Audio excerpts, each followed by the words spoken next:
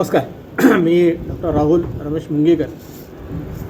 आजचा जो जागतिक जलदिन म्हणून जो साजरा केला जातो, या जलदिनानिमित्त आपल्याला पाणी या विषयाचं महत्त्व जास्तीत जास्त खालच्या स्तरापर्यंत गेलं पाहिजे, हे अत्यंत महत्त्वाचं आहे.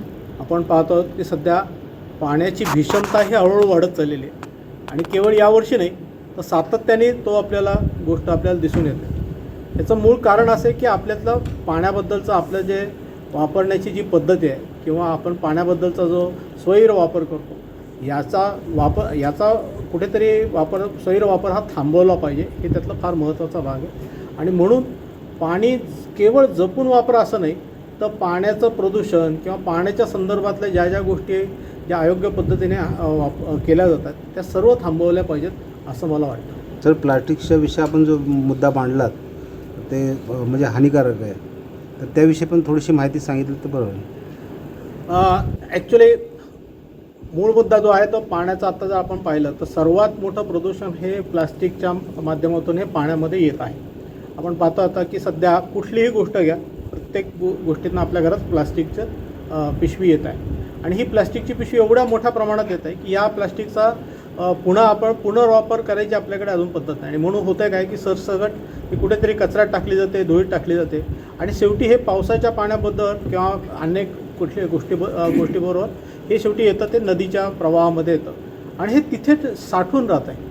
आपण समुद्रामध्ये सुद्धा या पद्धतीचं प्लास्टिक साठून राहतं आणि वर्षानुवर्ष साठलेलं प्लास्टिक याच्यातनं हळूहळू त्याचे छोटे छोटे कण हे स्वतंत्र होऊन मायक्रो प्लास्टिक ज्याला म्हणतात त्या मायक्रो प्लास्टिकमध्ये रूपांतरित होतात.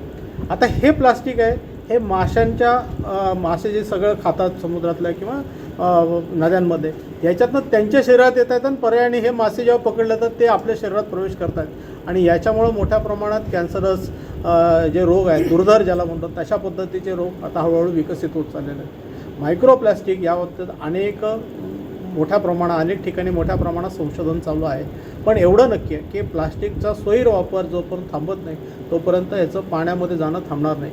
आपल्याकडे अजूनही खूप मोठ्या प्रमाणात कचऱ्यात पडलेलं प्लास्टिक गोळा केलं जात नाही आणि हेच प्लास्टिक अंतिमतः कुठल्या ना कुठल्या स्वरूपात गटारातनं असेल, नालीतनं असेल, शेवटी वेगवेगळ्या माध्यमातून हे नदीपर्यंत पोहोचतं आणि नदीतनं समुद्रात पोहोचतं.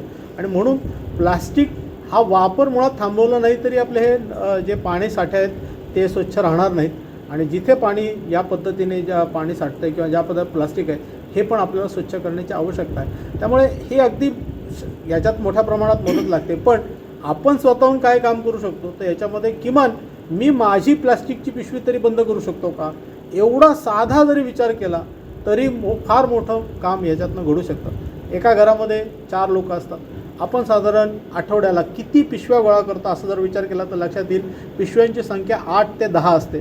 आपण आठवड्याला ही 10 पिशवी जरी कमी केली तरी खूप मोठा म्हणजे आपल्याला निसर्गाचा वाचवण्याचा आपण त्याला मदत केल्याचं आपल्याला समजून येईल. प्रत्येक वेळेस निसर्गाला वाचवण्यासाठी निसर्गातच गेलं पाहिजे असं काही नाही. त्याची सुरुवात आपण स्वतःपासून आपल्या घरातसुद्धा करू शकतो असं मला वाटतं.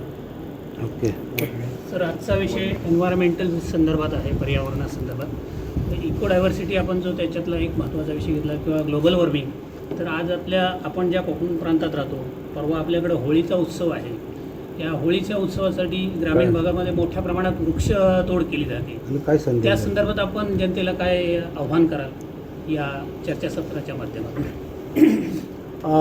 पर्यावरण आणि आपल्याकडचे असलेले हिंदू समाजातले किंवा विविध सण आहेत, उत्सव आहेत, हे खरं जर पाहिलं तर हे एकमेकांना दृढ याने बांधलेले आहेत आणि आपल्याकडच्या बहुतेक सर्व उत्सव एकेकाळी हे सगळे पर्यावरणपूरक होते. पण त्याच्यामध्ये विविधत किंवा वेगवेगळे जे प्रकार आले हे कालांतराने निर्माण झालेले आहेत आणि मग आमची होळी मोठी का आमची होळी छोटी असा विषय होत गेला.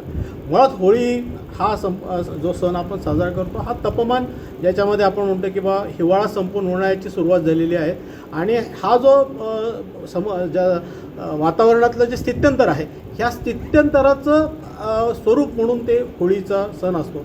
त्यामुळे ती मोठी झाली पाहिजे, ती एवढी मोठी लाकडं पेटली पाहिजे असं नाही. एकेकाळी कदाचित त्या प्रमाणात उपलब्ध होते म्हणून त्या कदाचित होत असेल, पण एवढं निश्चित आहे आता आपली परिस्थिती बदललेली आहे. आपल्याकडं वृक्षांची संख्या ही घटत चाललेली आहे आणि त्यामुळे साध्या सोप्या स्वरूपात जरी होळी केली तरी ती पर्यावरणपूरक ठरू शकते आणि त्यामुळे मोठा वृक्षतोड केली आणि त्याच्यातनं होळी निर्माण केली असं करण्यापेक्षा छोट्या छोट्या गोष्टीतनं सुद्धा होळी करतात. अगदी गवत जाळून गेली अगदी गवत जाळून सुद्धा होऊ शकते, पण कुठल्याही पद्धतीने पर्यावरणाला हानी होता कामा नये. आता त्याच्यातही नवीन नवीन काही लोकांनी समाज ज्याला म्हणतात की चांगल्या अर्थाने समाजाला एक बोध व्हावा म्हणून कशाची होळी करावी म्हणून वेगळ्या गोष्टी ज्या घातक आहेत त्याच्या गोष्टीची होळी वगैरे करणं अशा पद्धतीने चालू आहे.